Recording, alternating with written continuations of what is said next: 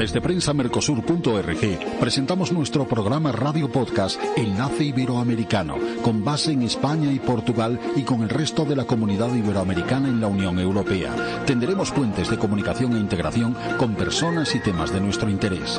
Radio Mercosur y su Enlace Iberoamericano, presentado desde España por Javier Pertierra, se emitirá los jueves en vivo y en directo. Enlace Iberoamericano, que comenzará a las 13 horas en Brasil, Argentina y Uruguay, 12 horas de Bolivia, Paraguay, Chile, Cuba y Venezuela, 11 horas de Colombia, Ecuador y Perú, 10 horas de México y Centroamérica, 18 horas de España. Escucha Enlace Iberoamericano en la radio y podcast Mercosur de www. Bienvenidos, espero que todo vaya bien por estas semanas calurosas en esta parte de la otra orilla. Parece que el clima nos está acompañando aquí en los norteños. Desde las Asturias del Principado de Asturias tenemos una ola de calor de nuevo. Sé que en las antípodas, ahí donde el Mercosur, parece que ya se está acercando el invierno. Pues bueno, con esta asimetría climatológica hoy nos vamos a encontrar con algo que nos suena muchísimo, que es sin duda patrimonio, el activo más valioso de una comunidad internacional como la nuestra. Es nuestra lengua, la sangre del espíritu, que decían don Emilio Alarcos Llorat y otros grandes maestros de la Real Academia. Pues bien, hoy el tema a tratar en este capítulo 125 de Enlace Iberoamericano se trataría de la Alianza por el Español, con una invitada, Gloria Lago, que se enfrenta como presidenta de Alianza por el Español con el reto y el valor de la marca hispana. Hispanohablantes estamos aquí y también lusoparlantes. Bueno, pues esta marca, este intangible, compartido por 600 millones de personas y nuestros fraternal y hermanos también en la base lingüística, los lusoparlantes, tenemos a una invitada que nos ha dado la lección de luchar desde la sociedad civil por este activo estratégico. Nuestra invitada protagonista, Gloria Lago, es licenciada en Filología y está especializada en crítica literaria. Su trayectoria combina esa creación literaria como autora de la novela preciosa El reloj de Cuco, El reloj del Cuco, no del cuco, sino de cuco, esos relojes que sacan un animalito, normalmente un pájaro, y hace cucu. Bueno, pues este reloj de cuco da pie a este título de novela y combina esta crítica, digamos, literaria y creación literaria con el ensayo y la investigación sociolingüística. Es autora de obras capitales, que hablaremos con ella, y ha presentado un activismo también civil al frente de la Galicia bilingüe, una plataforma ya muy conocida que madura a escala fundacional para unir el español y esas lenguas que son también españolas pero de alcance regional. Pues ha madurado y ha cuajado con otra plataforma, Hablamos Español, la cual preside ahora desde una firmeza incansable por los derechos de los hispanohablantes. En cualquier caso, ahora desde esta otra reciente nacimiento de la Alianza por el Español, con ramificaciones en todo el territorio, pues traslada ese activismo lingüístico y político a organismos internacionales. Estamos hablando, señores, de que nos representen ante estos organismos internacionales como una lengua de un enorme poderío de 900 millones de hispanoparlantes, si unimos los 600 más los otros 300, que son dos lenguas mutuamente comprensibles y son internacionales. Bueno, pues sin duda ella hasta ahora ha defendido en estos ámbitos delante del Mundial de Fútbol con un éxito importante, ante la FIFA, también ante la Santa Sede y otras cuestiones que nos comentará nuestra admirada y activista, a su vez que literaria, personalidad invitado que tenemos hoy en Gloria Lago. Espero no haberme extendido mucho en esta presentación y hemos entrado un poquito tarde por unos problemas casi siempre técnicos, como saben ustedes. En el directo, con más de 8 personas internacionales que intervendrán, pues es lo que tiene. Doña Gloria Lago, un honor tenerlo en tenerla entre nosotros. Bienvenido a nuestra audiencia, y ahora le quisiera entrar en materia diciendo, usted ha presentado hace poco Alianza, esa plataforma de sociedad civil, Alianza por el Español, y a su vez tienen unas actualidades que organiza un grupo de presión, llamémoslo así, disculpe, de la corrección gramatical y sobre todo ante los organismos internacionales. ¿Puede usted comentarme toda esta actualidad sobre esa defensa que lleva usted haciendo sobre nuestra soberanía cultural lingüística, esta actualidad que puede estar referida, por ejemplo, a lo que ustedes han interpuesto ante la FIFA y todo esto, inauguración de la Alianza? ¿Podría usted ponernos al día y luego entramos en la historia y en la leyenda? Bueno, pues este activismo empezó hace ya bastantes años en Galicia, porque teníamos un problema horroroso en la escuela con los niños. Hubo un cambio de gobierno y decidieron eliminar el español de la enseñanza. Yo en ese momento tenía un niño pequeño, era profesora en un instituto, y me reuní con otras personas que pensaban igual que yo, que creían que aquello era un atropello, y organizamos una asociación desde la que luchar por nuestros derechos lingüísticos. Eso duró unos años con muchísimas dificultades, porque teníamos enfrente a un lobby poderosísimo que mueve mucho dinero, que es el lobby editorial, el lobby político del nacionalismo, que no solamente está en los partidos que todo el mundo conoce como nacionalistas, sino en otros que parece que no lo son, pero aquí en Galicia pues prácticamente todos los partidos han entrado en esa órbita. Y después de mucho tiempo de pelearnos con los pelmas estos en la calle, que no nos dejaban ni poner una carpa informativa porque nos tiraban todo por el aire, porque nos agredían, porque nos amenazaban, fuimos llevando a cabo una labor pues de defensa de derechos en los tribunales. Empezamos a trabajar de otra manera y al final pues nos dimos cuenta de que en Galicia la situación tenía muy pocos visos de ser solucionado, porque esto estaba tan enraizado en la sociedad, o sea, se había hecho una ingeniería social a tal nivel que era muy difícil que la sociedad despertara sola. Claro, nosotros sabemos que en Cataluña existe el problema de la lengua, pero allí hay partidos que nunca han gobernado, entonces se pueden permitir criticar a los que gobiernan, pero en Galicia no. En Galicia todos hacen lo mismo, desde el partido amarillo hasta el verde botella. No quiero poner colores, pero todos son así. Entonces creamos la asociación Hablamos Español, que ya era una asociación de ámbito nacional y que defendía los derechos de los hispanohablantes en toda España. Pues en Cataluña, por supuesto, en la Comunidad Valenciana, en Baleares, en la Comunidad Vasca, en Navarra y también en Galicia, obviamente. Y eso pues lo hemos estado haciendo durante muchos años con mucho esfuerzo, pero ha cuajado. Hemos conseguido pues crear grupos en todas estas comunidades y también en el resto de España, donde afortunadamente la gente no está ciega y se da cuenta de que esto es un problema global de todos los españoles y que en cualquier momento pueden necesitar trasladarse por motivos de trabajo o por el motivo que sea a una de estas comunidades y se encontrarán con una barrera lingüística para trabajar, para educar a sus niños en español o simplemente para ir al médico y tener información y folletos en su lengua, que eso se ha convertido en una rareza. Y últimamente, pues ya hace poquito, pues el Día del Español, que fue el 23 de abril, abrimos una rama dentro de Hablamos Español. No es una asociación nueva, es una rama dentro de la asociación para trabajar ya por el idioma en sí. Es decir, ya es una alianza por el español, está integrada por personas ya del mundo académico y a lo que nos dedicamos es a defender nuestros topónimos en español que han hecho desaparecer de la vida oficial, pues a lo que usted comentaba antes de la FIFA, cuando un organismo internacional ningunea el español, pues intervenimos, intentamos convencerlos, intentamos hacer campañas, también para convencer a personas del resto del mundo, sobre todo de Europa, de lo valioso que es tener el español como segunda lengua, pues animarles a escogerlo en el colegio y bueno, pues a poner en valor nuestra lengua fuera de España y también a trabajar mucho en Hispanoamérica. Claro, y sobre todo que usted señala la posibilidad de, en libertad, y no mediatizados, elegir la lengua que a bien se tenga. Ya en los lugares donde haya varias lenguas, obviamente, parece que niegan esa posibilidad como un lobby regionalizado de poder expresarse en una lengua que es la común de todos nosotros. ¿No es así? ¿Acaso, como usted dijo, una frase lapidaria, ¿no? En Estados Unidos te atienden más en castellano o en español, que es un análogo, que en algunas comunidades autónomas?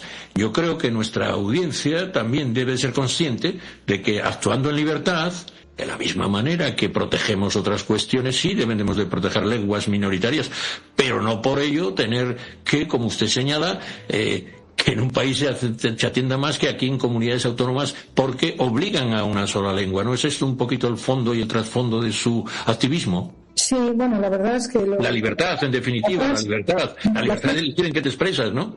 Y en qué te educas. Sí, el ejemplo de Estados Unidos me vino a la cabeza porque uno de nuestros colaboradores él vive todavía en Baleares, y su hija no conseguía que le dieran ni una sola asignatura, que le impartieran una sola asignatura en español, y tampoco las comunicaciones con la familia fueran en español. Entonces esta chiquilla se fue a vivir con su madre a Estados Unidos, y allí en el colegio sí le daban el boletín de notas en español y la información, ¿no? Pero lo que nosotros proponemos en España es un sistema como el que se aplica en todos los países de Europa cuando hay más de una lengua oficial. O sea, no es solamente España el país que tiene lenguas regionales, hay muchos más países, casi todos. Y en todos ellos se organiza con libertad de elección, que es lo que proponemos nosotros. Por supuesto que es bueno que un niño gallego hablante o catalano hablante estudie en su lengua, por supuesto, y su lengua debe de estar en todo lo oficial, debe estar en los hospitales, en los organismos públicos. Entonces, por supuesto que defendemos eso, pero lo que no puede ser es que el español desaparezca, porque promocionar una lengua no significa que haya que ocultar el español.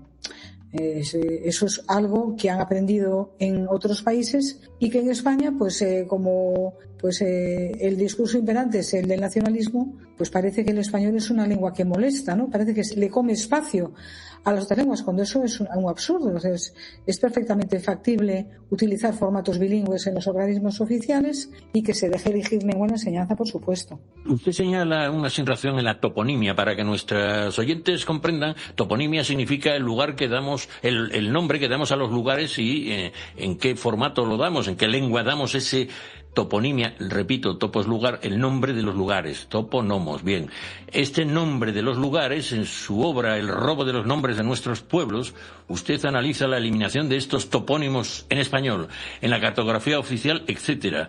Esa exclusión administrativa de una de las dos lenguas, que una es la mayoritaria, yo creo que hay una percepción de a los hispanohablantes, porque yo, perdóneme, querida Gloria, ya teniendo estos contactos que tengo con la otra orilla, con nuestros hermanos, ya hablo español, porque igual que está el portuñol de mi queridísimo y admirado director Gilson, y hablamos de portuñol, pues yo hablo español, ¿no? Porque digo, vos sabés cuando estoy con un argentino, etcétera. Bien, pues entonces le pregunto, este robo de los nombres de nuestros pueblos, porque nadie niega que se ponga en la otra lengua, pero que no se niegue que se administrativamente que se ponga el nombre de los pueblos en español, que desde mucho tiempo había, y se niegue eso, usted también está con esta, digamos, lucha o activismo por una toponimia al menos bilingüe, ¿o no es así? Sí, claro. A ver, de todas las cosas que nosotros hacemos, fíjese, esto es lo que me parece más absurdo tener que pedirlo. O sea, que se hayan eliminado los nombres de lugar en español oficialmente de los indicadores de las carreteras, de los textos oficiales, es un disparate, tal que eso no se ve en ningún sitio del mundo. Cuando hay dos lenguas oficiales, no se le pueden quitar palabras a un idioma, porque al fin y al cabo es que La Coruña, Orense, Gerona, Lérida, Vizcaya, Mahón, son palabras del español. Entonces, claro, perdóname que diga esto a nuestra audiencia, es como London y Londres. No, hombre, imagínese que nos prohíban los españoles llamar Londres a la capital de Gran Bretaña, y quiero decirte, ¿por qué teníamos que ser London? Y aquí parece ser que no solo es esto, sino que además es contrario a una recepción de los visitantes turísticos, etcétera, que puede que no conozcan esa lengua regional. Repito, usted está posibilitando esa libertad. No está negando la otra en ningún caso, no está negando las lenguas minoritarias. Usted está afirmando que podamos elegir, entre otras cosas, el idioma que nos une, ¿no? Que yo para mí ya le digo que es el español. O sea, soy hispanohablante, pero ¿no es esto lo que nuestra audiencia tiene que comprender? En ningún caso usted ataca las lenguas minoritarias, regionales, ¿verdad? ¿No? No, vamos, no creo que tenga que defenderme de nada. Correcto, que usted es lo que veo. Los únicos es que usted defiende que no se impida y se prohíba en muchos casos, como usted sabe, hablar en español. ¿No es así? El problema, a nadie se le impide hablar en español en España. Bueno, en algunas aulas sí. Lo que se impide es recibir la educación en español, lo que se impide es poder optar a concursos, a certámenes por parte de los chicos que crean en español. Lo que se impide es que tú puedas ver tu lengua en documentos oficiales. Ese es el problema que nosotros queremos solucionar. Perdóneme que le corrija, querida Gloria. Tengo entendido que no pueden fijar los precios ni los productos, o por lo menos eso ocurrió en escaparates en Cataluña, en español. ¿Eso es cierto? No, eso no es cierto. Lo que no se puede es rotular solo en español. Ese es el problema. Te obligan a rotular como mínimo en catalán y, bueno, pues ante esa forma de... Pero atiéndame, repito, no me dan... sí, tiene razón, pero me impiden que yo lo ponga solo en español. Y ellos sí lo pueden poner solo en catalán, a eso me refiero. Claro, me prohíben ponerlo solo en español.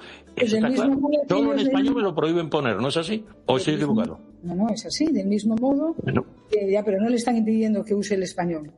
Del mismo modo pero tengo que usarlo con el catalán. Del mismo modo que ellos utilizan Zaragoza en vez de Zaragoza, Jaén en Galicia en vez de Jaén. Es decir, ellos sí pueden darle el nombre al otro lugar como les da la gana, pero es la ley del embudo. O sea, es un absurdo. O sea, lo de la toponimia de verdad que es un tema que a mí me exaspera, porque nuestros hermanos de Hispanoamérica sabrán que los nombres de lugar, los topónimos en español, que a veces están prohibidos en España, figuran en la cartografía y le dan nombre a localidades de Hispanoamérica. Es decir, hay orenses en Hispanoamérica, hay geronas. Es algo que, bueno, pues desafía a cualquier lógica. Por eso es algo que nosotros trabajamos, porque nos da la impresión de que detrás de eso hay un intento de aparentar que el español no es una lengua propia de estos lugares. Es decir, estas cosas no son inocentes. Cuando tú quieres borrar el nombre en español de ese lugar, el mensaje que estás trasladando es: el español nunca fue una lengua de aquí. Y eso no es verdad. El español, desde hace siglos, es una lengua que coexiste con la lengua regional en muchos sitios de España. Las dos son lenguas propias de esos lugares. Y por eso para nosotros es tan importante la lucha por la toponimia también, además de todo lo demás. Bueno, pues creo que su activismo también tiene que ver mucho con una cierta diplomacia internacional en relación a exigir desde la Alianza por el Español y usted como presidenta, pues que, por ejemplo, critica a veces el mutismo del gobierno de España ante organismos internacionales, porque creo que hay como una especie de complejo histórico que le impide defender con orgullo el castellano y el español, y entonces quisiera que contaba un poquito de estas últimas defensas que usted ha hecho, o en cualquier caso protección, yo lo diría mejor así, perdóneme la imprecisión, pues como es ante la Santa Sede, que me parece que podemos empezar por esto, ¿no? Porque sí. Somos la quinta lengua en el Vaticano. ¿Puede usted comentarnos algo de esa defensa ante la Santa Sede una vez que ha visitado nuestra Españita, nuestro Papa? Pues sí, aprovechando la visita reciente del Papa, le recordamos que en el Vaticano, cuando se hacen las audiencias de los miércoles, por ejemplo, el lugar que ocupa el español en la prelación es el quinto lugar, por detrás del alemán y del francés. Entonces, bueno, lo que hicimos fue, pues con una carta con un buen tono, recordarle la cantidad de hispanohablantes católicos que hay en el mundo, la fuerza que tiene el colectivo hispanohablante en la Iglesia Católica, y bueno, también apelamos a cuestiones históricas y le pedimos pues que revisen eso. Bueno, a ver, a la Iglesia tenemos que pedirle más cosas, ¿no? Pero hemos empezado por ahí. Pero fíjese, es curioso porque usted comentaba antes que intervenimos también ante la FIFA porque, bueno, pues en el Mundial de Fútbol no se permitía, en este caso sí, era una prohibición expresa, se prohibía a los periodistas y a los jugadores usar el español. Y nosotros nos movimos, eso no se logró solo gracias a nosotros, también hubo un movimiento muy grande en redes sociales. Pero lo curioso es que por primera vez vimos movimiento ya en las alturas. Y yo tengo la sensación de que lo que estamos viendo últimamente, en cuanto a la defensa del idioma, por parte de sectores que hasta ahora no lo defendían, pues a lo mejor también es fruto del trabajo que ve que estamos haciendo los demás, ¿no? Estamos un poco tirándoles de la chaqueta y diciéndoles, a ver, ustedes que tienen tantos medios, ¿no les da vergüenza que desde la sociedad civil nos tengamos que mover cuando tenemos estas academias, estas instituciones, estos ministerios? Pues mire, la televisión española está emitiendo una serie de programas los sábados por la tarde, presentados nada menos que por Iñaki Gabilondo, que es un periodista que tradicionalmente se ha asociado al Partido Socialista. Pues están emitiendo un programa impecable sobre la evolución y los orígenes del español. Y este señor, este periodista, está recibiendo unas críticas muy ácidas en redes sociales. Nosotros cada vez que ponemos algo de este programa se lo comen, o sea, es que, porque claro, no soportan.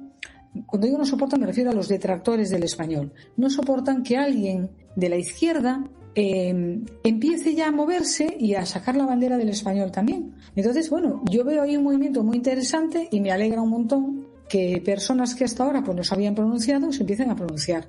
Lo necesario es que desde todos los sectores defiendan nuestra lengua común, porque no se trata de hacer una defensa partidista. Esto tiene que estar por encima de los partidos y ser algo completamente transversal. Comentaba que hay detractores del español, ¿verdad, Gloria? ¿Me oye? Parece, sí. Sí, de hombre, pues mire, los que nos dieron la lata tantos años, que no nos dejaban vivir en paz y nos amenazaban continuamente, pues esos son detractores del español. Los que proponen leyes que restringen los derechos a los niños hispanohablantes, que se empeñan en que los niños catalanohablantes puedan estudiar en catalán, como debe ser su derecho, pero que los niños hispanohablantes no tengan el mismo derecho, pues son detractores del español. De todos esos que se pronuncian a favor de la inmersión lingüística obligatoria, a favor de eliminar el español, y lo curioso es que lo hacen siempre con un discurso victimista porque hay que defender las lenguas regionales. Pues eso no lo niega nadie, como usted bien decía antes, pero se puede hacer sin necesidad de restringir derechos a los hispanohablantes. Pues esos son los detractores del español y hablan del español pues con desprecio. Si entra en nuestras redes sociales, pues verá a menudo que nos dicen que es la lengua de los panchitos, lengua de las criadas. Ese tipo de mensajes xenófobos y repelentes pues están también ahí, aunque parezca mentira. Bueno, pues una lengua sin duda de grandísimo alcance literario. Yo creo que estamos entre las dos mayores lenguas del mundo mundial de alcance literario, pero que, repito, somos la lengua materna más hablada en Occidente. 30 países hablan esta lengua. Bueno, para que le voy a seguir dando datos que hablaremos también, si me permite, doña Gloria, hablar del estudio sobre el valor económico que tiene nuestra lengua, hecho por el profesor José Luis García Delgado, entre otros, un grandísimo catedrático de economía. Bueno, con todo esto que estamos hablando, creo que hay también, me imagino, un interés geolingüístico, geopolítico. Por ejemplo, me imagino que el ámbito francés pues no le interesa que entre los organismos internacionales tenga tanto peso en el ámbito latino el español. Y quisiera hacer esto, ¿no?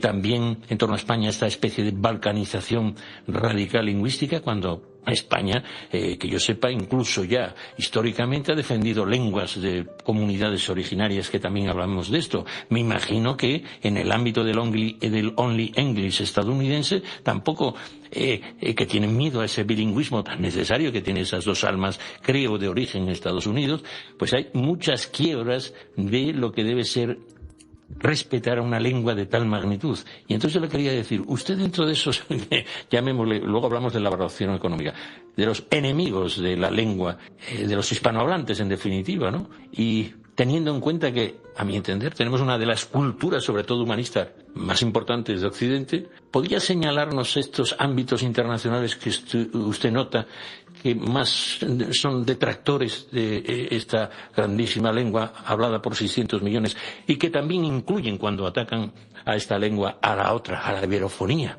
porque son lenguas realmente más que hermanas casi, son casi la misma lengua con distinto tono? Podría poner el acento, porque usted es una mujer de valor, heroica, digamos, en muchos aspectos. ¿Cuál nota usted geoestratégicamente los que más atacan? Por ejemplo, nosotros hemos tenido ataques de rusos. ¿No les interesa que Rusia, que Europa mire hacia Mercosur? Digo ciberataques. Si usted tuviera que señalar esos enemigos internacionales así un poco, no enemigos, adversarios. En cualquier caso, yo estoy un poquito hoy excesivamente agresivo a lo mejor, porque estamos hablando de nuestro patrimonio cultural más íntimo, que es la lengua hablamos lengua materna más hablada en Occidente. ¿Cuál cree usted? ¿Qué detractores señalaría internacionalmente? Bueno, usted no está agresivo, usted está apasionado, que eso es muy sano, ¿eh? Está muy bien que defienda el español con pasión. Vamos a ver, yo creo que hay, si se me permite el tono un poco jocoso, yo creo que está el equipo de los envidiosillos y está el equipo de los abusones. En el equipo de los envidiosillos, hombre, pues yo creo que habría que señalar a Francia. Y le voy a poner un ejemplo para que la gente no piense que me lo estoy inventando. Recientemente, en Brasil se propuso que el español fuese lengua obligatoria en enseñanza, como lengua extranjera. Y bueno, pues empezó a funcionar un lobby de Francia, apoyado por Alemania y por Italia, pero los franceses eran los que iban a la voz cantante, que se movieron a nivel de las embajadas para que eso no se llevara a cabo. Y España no movió prácticamente un dedo. Yo se lo recriminé el año pasado a algunos dirigentes, pues no vamos a poner nombres, pero dirigentes de ministerios españoles, y reconocieron que había sido una metedura de pata. A ver, lo reconocieron porque estábamos nosotros ahí para señalarlo, si no habría colado, como ha colado siempre. O sea que Francia tiene un interés muy grande en que el español no les coma espacio internacional. Hay que recordar que el francés fue una lengua hasta hace poco pues con mucho peso internacional, una lengua diplomática, y claro, yo comprendo que a ellos les tiene que doler que el español esté desplazando, pero las cosas son así, las lenguas evolucionan, el mercado evoluciona, y Hispanoamérica y Estados Unidos están ahí y son pues un caladero de hispanohablantes tremendo. Eso por un lado. Y por otro lado, el inglés está en el equipo de los abusones. Bueno, es un equipo con un solo jugador, que son ellos. ¿Qué ocurre? Pues lo que estamos viendo, por ejemplo, en Estados Unidos. Y en Estados Unidos hay que tomárselo en serio, porque en muchos estados el español es una lengua muy pujante. Y no puede ser que la actual administración esté detrayendo recursos pues para que los hispanohablantes tengan más derechos. Si usted analiza lo que ha hecho la administración actual, la administración Trump, no es legislar en contra del español, pero lo que sí están haciendo es, en los estados gobernados por ellos, pues no poner traductores, ponérselo difícil a los hispanohablantes, en una palabra. Y después está Inglaterra, claro. Inglaterra es... yo tengo ahí el corazón partido porque me he formado como filóloga especialista en inglés y he estudiado literatura inglesa, y es una cultura que me gusta y que he analizado y estudiado, pero hay que reconocer que desde el punto de vista de una española, pues hombre, los ingleses nos han tocado las narices muchas veces. Y si usted analiza cómo funciona el organismo internacional más valioso que tiene Inglaterra para promocionar su idioma, que es el British Council, este organismo hace una labor internacional enorme.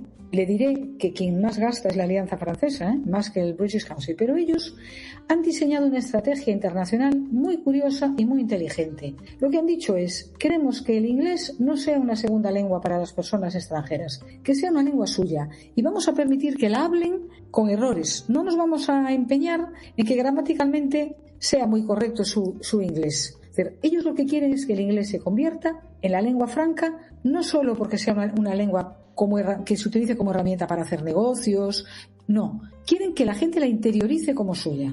Y bueno, mucho me temo que a este paso lo van a lograr. O sea que eso, si usted me pide que sea sincera y que me moje, por así decirlo, pues me he mojado. Francia e Inglaterra. Bien, pues ahora pasamos un poquito nuestras preguntas a nuestros corresponsales. Si me permite, Gloria, y vamos avanzando. Doña Roma Moreira, ¿puede hacer alguna sugerencia o cuestión desde Ecuador, desde esa lontananza del Pacífico y desde Guayaquil, la perla de ese océano? Buenos días, un gusto saludarlos a todos y bienvenida a nuestra querida Gloria Lago, este espacio que nos nutre el intelecto, que es muy importante, y tener a personas como usted es gratificante. Mi pregunta, mi querida Gloria, como poetisa ecuatoriana, además de embajadora de la palabra del Museo en Madrid, España, que es el Museo de la Palabra César Ejido Madrid, la felicito de antemano por toda esa labor que está haciendo. Pues muchas gracias, Roma. Encantada de saludarla. Igualmente. Y es un honor compartir espacio con una poetisa. Sí. Maravilla.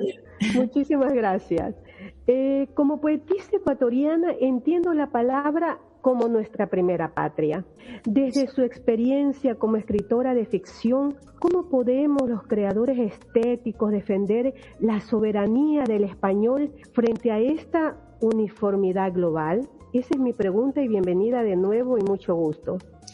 Pues le contesto. Mire, en primer lugar, hay una batalla que nosotros también estamos librando y que me olvidé de mencionar antes, que es concienciar a la gente del abuso que se está haciendo de anglicismos. El inglés está penetrando de una manera demasiado rápida en el español. Y digo demasiado rápida porque siempre ha habido préstamos de otras lenguas. Normalmente se introducía una palabra cuando no teníamos ese término. Pues fuera un término científico, pues en otra época términos de moda o de cocina de Francia, por ejemplo.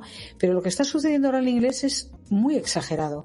Está entrando de una manera muy rápida, sin adaptación fonética, sin adaptación gráfica.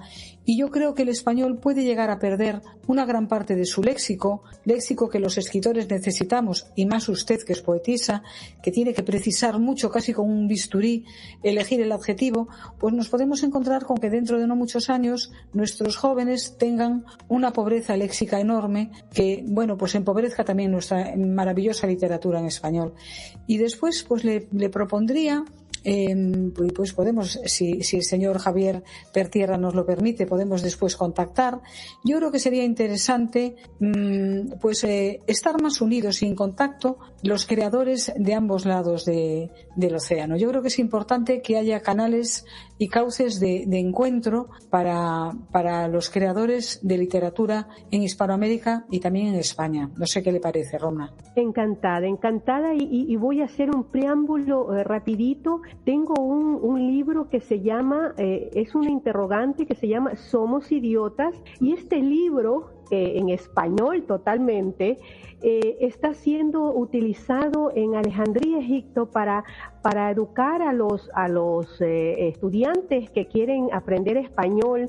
Y una de las cosas hermosas que me pasó es que están usando jergas que usamos en Guayaquil, en la costa, para cuando ellos aprenden, y eso es muy importante porque he trascendido, y eso es lo que tenemos que hacer quienes amamos el español, quienes luchamos desde cualquier base para sacar adelante este bello idioma. Así que de antemano la felicito y bueno, sí, que le dé mi número de teléfono para estar en contacto. Estupendo. Sí, y además le voy a decir algo. Yo lo comento mucho. Durante los años que fui profesora en instituto, pues claro, recibíamos chicos que llegaban de países de Hispanoamérica. Y yo siempre les decía, qué bien hablas, qué maravilla. ¿A ti qué te parece cómo hablamos aquí? ¿Cómo notas el español de tus compañeros? Y ellos me decían, bueno, chicos normalmente muy educados, pero me daban a entender que notaban que aquí se utilizaban menos los adjetivos y que se estaba convirtiendo en un idioma más áspero, ¿no? Que ellos eran mucho más lujuriosos a la hora de hablar. O sea, que yo creo que aquí deberíamos también poner en valor la riqueza que nos está aportando las hablas en Hispanoamérica. O sea, el español de América es maravilloso, bueno, aparte de tener escritores pues que nos han enriquecido tanto, ¿no? Pero yo creo que alguna iniciativa tendremos que hacer en ese sentido, para enriquecernos y para que la gente sea consciente de cómo se habla, ¿no? En lugares como Colombia, como Ecuador, esa riqueza léxica que tienen ustedes tan maravillosa. Bueno, yo me emociono al hablar de esto. Perfecto. Muchísimas gracias, querida Roma. Vamos ahora a dar un salto a nuestro fraternal director, don Gilson Dantas Carmini. Ya saben que en el ámbito portugués pues utilizan el segundo apellido como el apellido a representar. Curiosamente, algo tenían que llevarnos la contraria. Bien, pues don Gilson Carmini puede ser sin duda desde ese coloso de la lusofonía comentarnos algo desde ese Brasil tan querido. Y hablando doña Gloria de ritmo, ¿quién puede tener más ritmo que la gente de Brasil, ¿no? Aquí en Europa parece que tenemos todos la cadera rota al lado de ellos, sobre todo los alemanes. Don Gilson, ¿puede usted comentar algo en su portuñol casi perfecto? Claro que sí, mi querido Javier. Un abrazo para todos los que escuchan Radio Mercosur y especialmente para nuestra invitada, la señora Gloria Lago. Un gusto tenerla acá.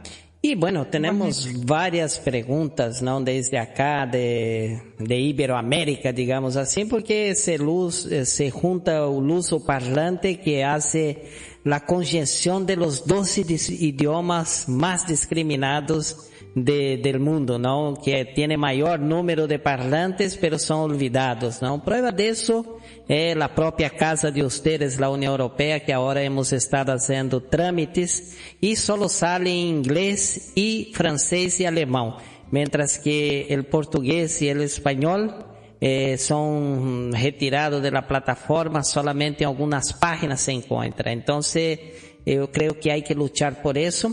Y le pregunto, ¿no? Dentro de todo ese contexto, ¿no? ¿Qué pasa con nuestra Iberoamérica, tanto la parte lusa como también la parte española, que son las partes de mayor hablantes en el mundo y que son excluidas, ¿no? ¿Quién lucha? ¿Cuáles son nuestros adversarios invisibles que hace con que eso sea posible en naciones que hablan los 2 idiomas en varias partes del mundo? Esa es nuestra pregunta y más una vez, bienvenida a nuestro programa. Bien hallado, muchas gracias.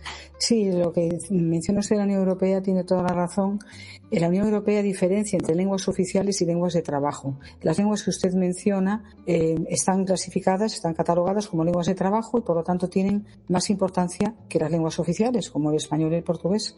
Sí, eso es una lucha que está ahí y que es una batalla que tenemos que librar. Y bueno, lo estaba oyendo a usted y me estaba acordando de las enseñanzas de don Fridiano Álvaro Durantes Prados, que siempre habla de esta comunidad de la iberofonía, ¿no? Son lenguas intercomprensibles. Yo lo oigo a usted, si usted me habla en brasileño, yo lo entiendo perfectamente. Usted también me entiende cuando le hablo en español. O sea que tenemos ahí una riqueza enorme porque bueno, formamos entre todos una comunidad lingüística grandísima. Y probablemente pues despierte algún recelo. No le digo que no. Lo que pasa es que a veces esas cosas en las alturas se mueven de una manera muy sibilina y es muy difícil seguirle la pista al culpable, ¿no?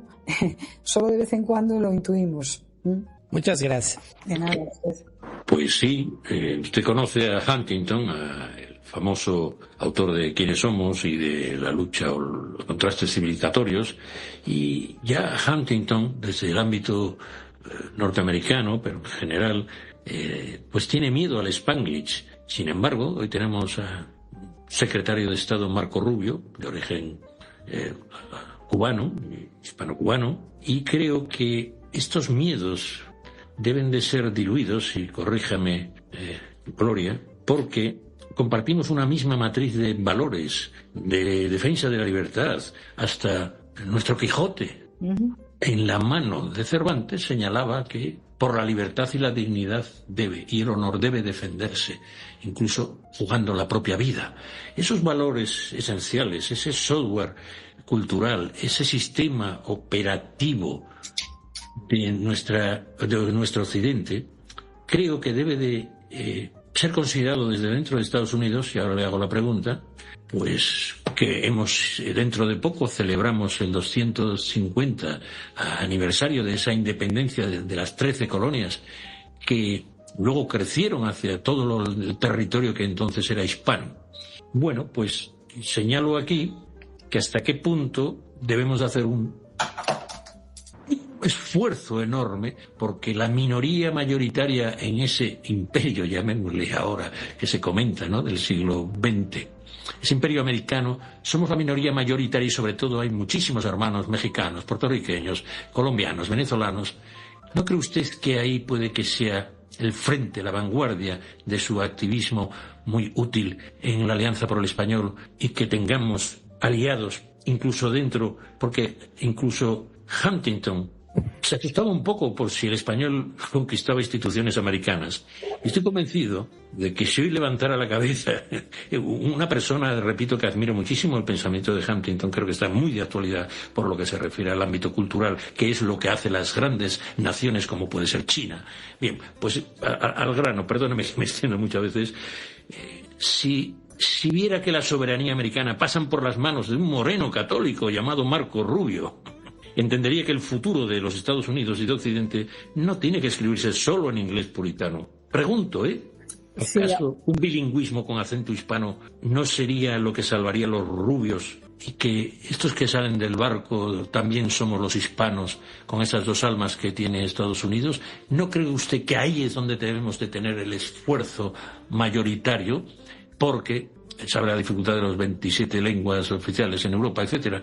Creo que Latinoamérica, pues es obviamente la que debe ser respetada no solo por su gente, su dignidad y sus personas, sino que es en los Estados Unidos, donde rompen las olas del futuro, donde tienen que empezar a considerarnos. ¿Qué pensaría o qué propondría usted para que en estas batientes nuestro hispañol, que yo digo, e iberofonía, que incluye al uso, podríamos realizar? ¿Qué propuestas seguro que usted las ha pensado? Pues da usted en el clavo, sí, ese es el lugar del mundo que más nos interesa en este momento, en Alianza por el Español, pero no es fácil porque nosotros piense que somos una asociación de la sociedad civil y acabamos de nacer y tenemos que pensar muy bien cuáles son los pasos a dar.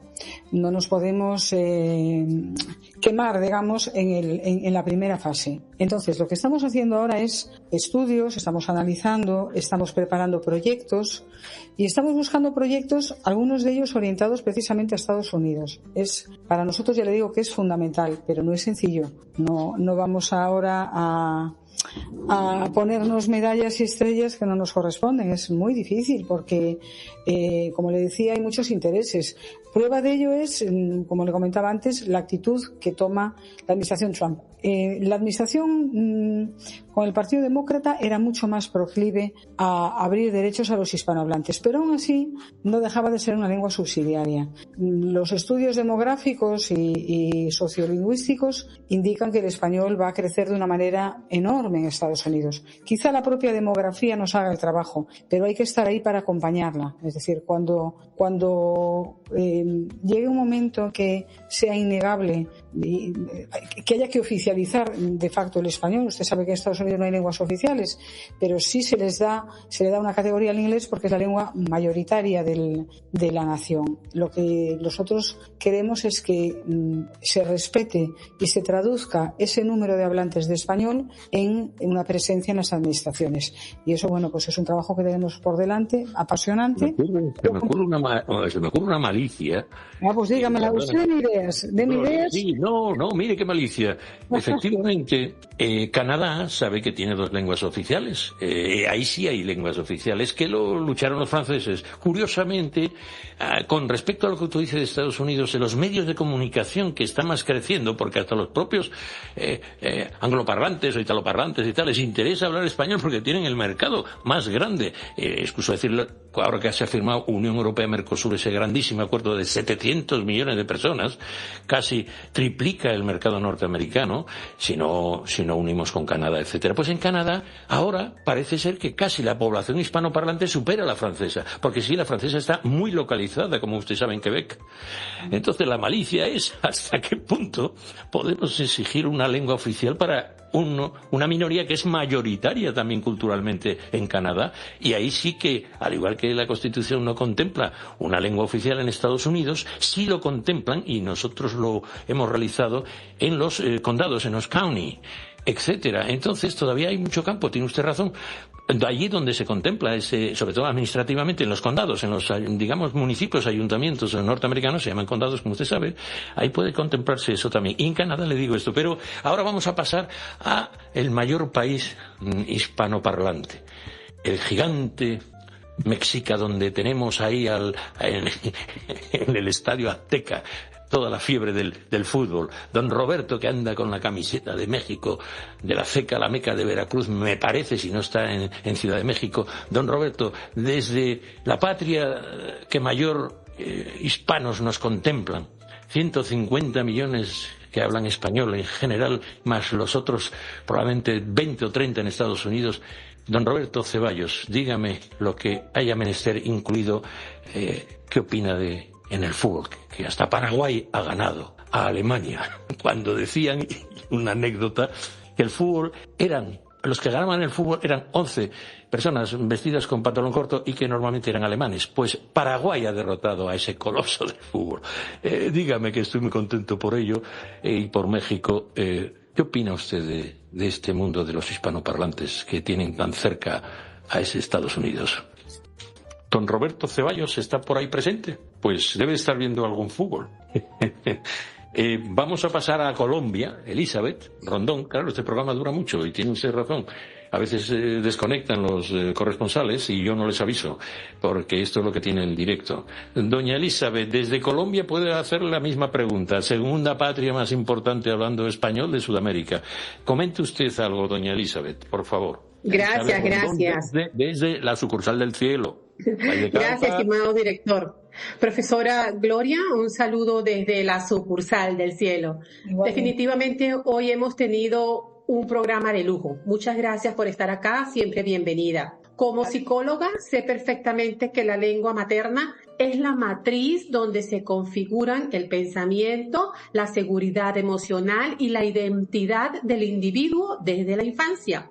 Desde su experiencia en Hablamos Español, defendiendo la educación en la lengua materna, ¿qué secuelas psicológicas y de desarraigo cognitivo observa en los niños cuando los sistemas educativos les imponen barreras o restricciones para aprender y expresarse en su propio idioma? Le pregunto porque me ha parecido muy interesante cuando usted hacía referencia a los detractores del español y me gustaría que profundizara al respecto. Muchas gracias. Muchas gracias a usted y de verdad le agradezco que mencione la cuestión de la lengua materna porque para nosotros es importantísima y a mí me avergüenza compartir profesión con docentes que sabiendo lo importante que es la lengua materna luchan para que los niños hispanohablantes no puedan estudiar en su idioma. La mayor parte, fíjese, es curioso, la mayor parte de los del cuerpo que nutre al nacionalismo son docentes. Es increíble. Y muchos de ellos utilizan la enseñanza como apostolado. Como me decían al principio, me mandaban correos electrónicos y me decían, yo elegí la profesión docente precisamente para conseguir que mi lengua... Y digo, ¿será posible? Pero qué falta de ética profesional. Bueno, pues lo que hemos visto, pues en primer lugar, es un intento de sustitución lingüística. ¿Qué intentan hacer? Pues desde los más pequeños, que ya aprendan a leer y escribir en otra lengua, que como usted sabrá es una aberración, porque a un niño le resulta muchísimo más sencillo aprender a leer y escribir en su lengua y aprender otra después. Pero lo hacen así para castrarlos, para que ya vayan por el carril de que su lengua no es esa. Y de ese modo pues ya consiguen, pues sí, claro, que la lengua de casa no tenga prestigio porque la lengua de casa no es la lengua de la escuela. Eso es negativo para los niños y cambiar ese idioma, que es algo, a mi modo de ver, vamos, que es aberrante. Y después en las comunidades donde las lenguas son más diferentes, como por ejemplo en la comunidad vasca, nosotros hemos tenido casos de niños con muchísimos problemas. Recuerdo el caso de algunos se acabaron por marchar, se fueron porque, yo le puedo contar cosas que a veces no puedes trasladar a la prensa porque no tienes pruebas, o las pruebas que tú has reunido no las puedes utilizar públicamente, pero nosotros sabemos que en algunas ocasiones pues a los niños no se les dejaba comunicarse con sus compañeros si no hablaban euskera, etcétera. Hay muchas familias que se han ido a vivir a otro sitio y después recuerdo el caso de una mamá. Esta chica era inglesa y tenía un niño, era una madre, pues ella sola, no tenía pareja. Y tenía unas dificultades enormes porque el niño se había criado en la comunidad vasca, ella le había enseñado español y el niño se mordía las uñas y mordía los dedos tanto que llegó a tener toda la piel de las yemas de los dedos levantada de la tensión que le producía ir al colegio porque no entendía absolutamente nada. O sea, esas cosas que parecen aberrantes están pasando.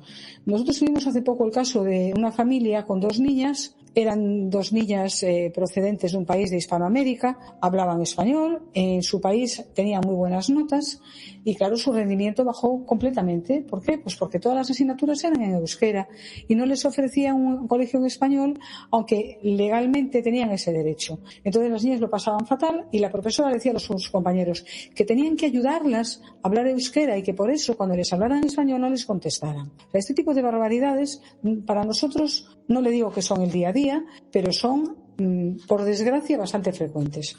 Y a mí me alegra indignarme todavía al oír estos casos. O sea, yo siempre digo, el día que me llame una madre y me cuente esto y yo no me eche a llorar o no me enfade o no diga me voy a la calle porque voy a dar una vuelta porque ya no lo aguanto, ese día tendré que dejar la asociación porque entonces ya no serviré para esto. Pero por ahora me sigo indignando. Gracias.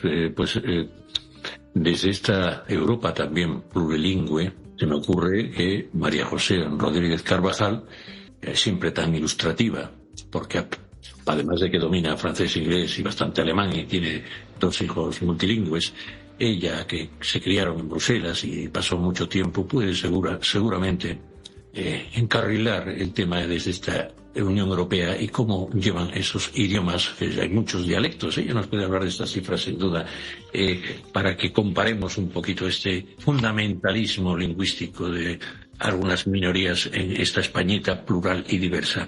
Doña María José, tiene usted el uso de la palabra. Muchas gracias, Javier. Lo que me gustaría hacer en primer lugar es felicitar a doña Gloria Lago y animarla a que continúe este trabajo tan valioso, tan necesario.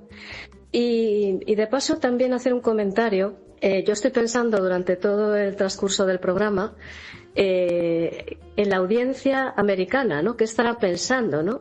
Cuando se plantean estas situaciones en España, ¿no? La mayoría probablemente no conozcan estas tensiones tan absurdas que tenemos en la península ibérica, ¿no? Pero bueno, por haber vivido fuera, como mencionaba Javier, por haber vivido en otro país europeo muchos años, pues precisamente creo que es importantísimo darle valor a lo que nos une y no a lo que nos separa, que es el idioma español. Y bueno, por supuesto que aplaudir esta labor de Alianza por el Español. Y en esta línea, como yo he desarrollado mi actividad profesional y la sigo desarrollando como asesora de la Unión Europea, también soy profesora de Derecho Internacional y Derecho Europeo, pues esto me permite estar familiarizada con herramientas que existen en la Unión Europea, y quería aprovechar para poner un pequeño granito de arena en el programa y quizá dar alguna idea.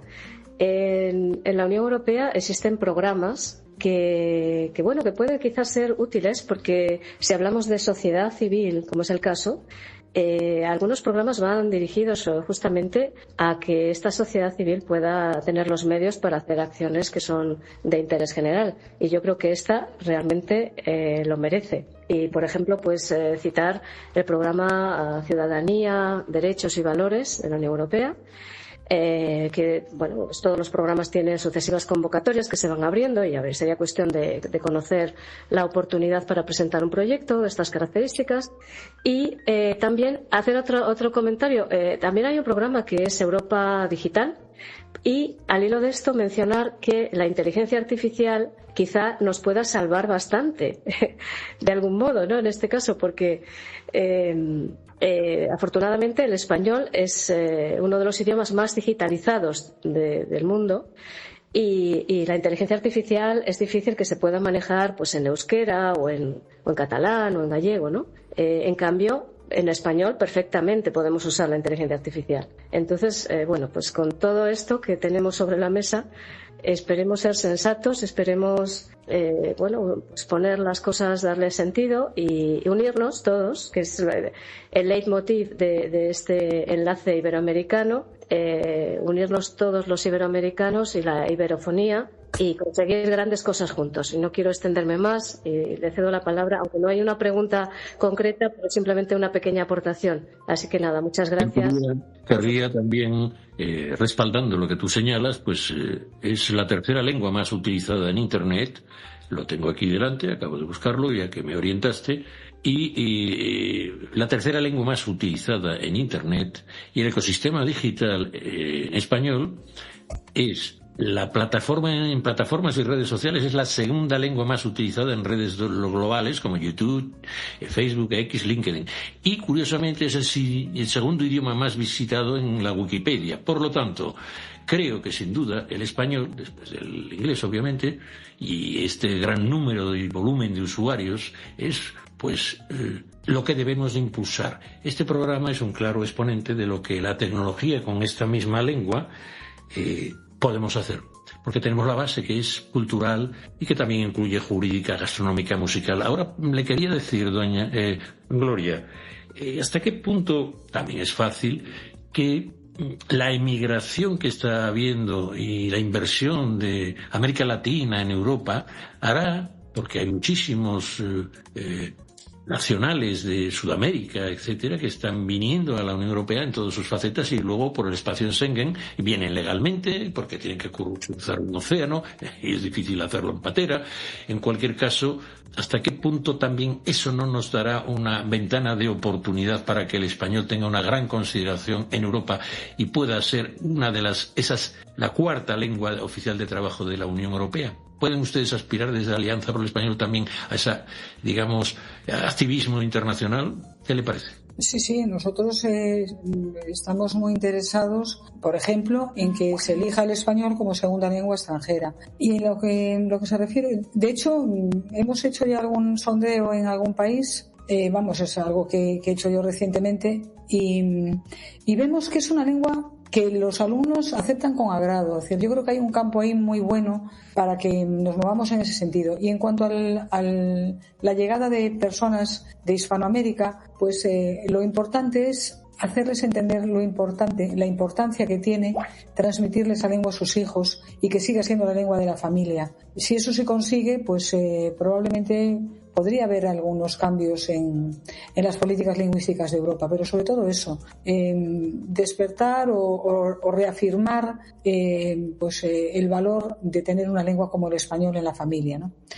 Y dicho esto, yo me voy a tener que despedir con pena, pero es que ya me es la hora de marchar. ¿Me permites, querida Gloria, si luego cerramos y cierras ahora mismo, pero ¿te parece que hagamos una última pregunta y luego yo hablo del ámbito económico y del español y cerramos el programa? Solo quisiera, ¿te parece bien que una pregunta corta y cerramos el programa y te despides desde Buenos Aires? ¿Te parece bien? Sí, perfecto. Venga, la última, nos despides de nuestra audiencia y ya seguimos nosotros cerrando este tema tan apasionante y dándote la enhorabuena. Adelante, estimado Hernán Sabater, me imagino, desde Buenos Aires. Por favor, Hernán. Gloria, desde Buenos Aires, una de las capitales culturales de América, observamos con preocupación cómo la globalización tiende a homogeneizar el pensamiento a través del idioma. Con el lanzamiento de la Alianza por el Español, ¿cómo podemos articular una estrategia conjunta entre España y el Cono Sur para que nuevas generaciones no perciban el castellano como una lengua de segunda categoría frente al empuje anglosajón, sino más bien como un vehículo de su propia soberanía e identidad? Pues en eso estamos, y yo creo que además de este programa pueden surgir, pues algunas colaboraciones interesantes. Yo les invito a ustedes, si este asunto les mueve, lo hablábamos antes con Romna, si quieren de alguna manera, yo tampoco quiero presionarlos, pero si de alguna manera quieren ustedes colaborar o aportar ideas, estamos abiertos a la colaboración y muy interesados además en buscar en los países de Hispanoamérica, en algunos ya lo tenemos, personas de enlace para abrir pequeñas delegaciones que puedan ser una ventana para conocer más la realidad lingüística del país y ver formas de colaboración. Es muy importante lo que usted señala y le invito, si tiene tiempo, ya sé que estamos todos con una vida muy agitada, pero si le apetece, a colaborar con nosotros. Desde Enlace Iberoamericano es nuestro anhelo y, por supuesto, con la base matriz de nuestra lengua y a personas tan entusiastas y tan comprensivas como nuestra invitada, a la cual despido porque tiene otras citas, Gloria Lago. Según José Luis García Delgado, el español no solo es de patrimonio cultural, ni es un motor macroeconómico de primer orden. Está comprobado científicamente que compartir nuestro idioma y también nuestros aspectos culturales, multiplica por 4 los flujos comerciales. Entre nuestros países, culturalmente, por 4 es más fácil entrar culturalmente entre la iberofonía. Y por lo tanto, además de que echamos novias, porque fíjese usted, podemos tener un ritmo latino, la emigración procura hoy, con la inversión y el acuerdo recientito, aún saliendo del acuerdo calentito de Unión Europea-Mercosur y la actualización con México, creo que Europa, con personas como Gloria Lago, tiene que hacer ese enlace iberoamericano, tiene que volver todos los puentes de los italianos, de los alemanes, de los sefardíes, con nuestra Sudamérica y América Latina. Hoy decirle que en Enlace Sudamericano, nuestro podcast hermano, dentro de unas horas, Enlace Sudamericano, pues va a hablarse de la promoción de la identidad gastronómica y turística de Argentina. Ahí es nada, de la mano de una invitada, Eliana Esnaola, y a su vez, como contrapunto triste, tendríamos, y va a haber un especial terremoto registrado sobre ese seísmo tan terrible registrado en la fraternal Venezuela, y tendremos también como gran corresponsal a don Gabriel Eduardo Piñeros. Creo que nuestro enlace sudamericano sirve desde otra perspectiva, la sudamericana, a tender todos esos puentes de integración. Pues, querida audiencia, yo creo que este programa, que ha sido un poco vibrante por mi parte, pero también comprendida por nuestra invitada, me ha enseñado que la conversación entre nosotros, desde México, Ecuador, Argentina y España, debe de ser más civil, más sociedad que Estado.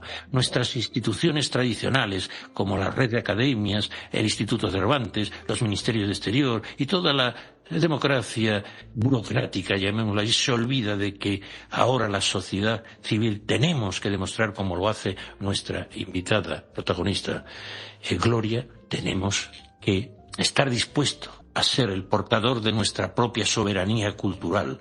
Yo me despido con el orgullo hoy más que nunca, de pertenecer a una potencia cultural, no solo humana y económica, sino algo que es la comunidad lingüística que nos une estrechamente en el español y el portugués.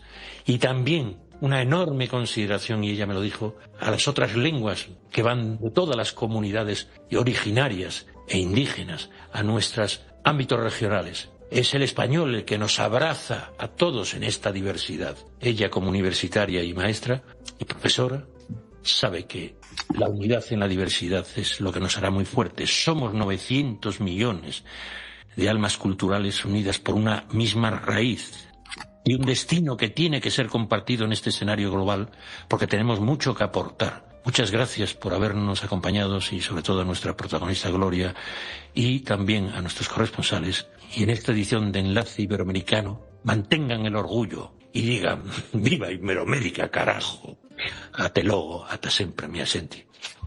Desde prensamercosur.org presentamos nuestro programa radio podcast Enlace Iberoamericano, con base en España y Portugal y con el resto de la comunidad iberoamericana en la Unión Europea. Tendremos puentes de comunicación e integración con personas y temas de nuestro interés. Radio Mercosur y su Enlace Iberoamericano, presentado desde España por Javier Pertierra, se emitirá los jueves en vivo y en directo. Enlace Iberoamericano, que comenzará a las 13 horas en Brasil, Argentina y Uruguay, 12 horas de Bolivia, Paraguay, Chile, Cuba y Venezuela, 11 horas de Colombia, Ecuador y Perú, 10 horas de México y Centroamérica, 18 horas de España. Escucha Enlace Iberoamericano en la radio y podcast Mercosur de www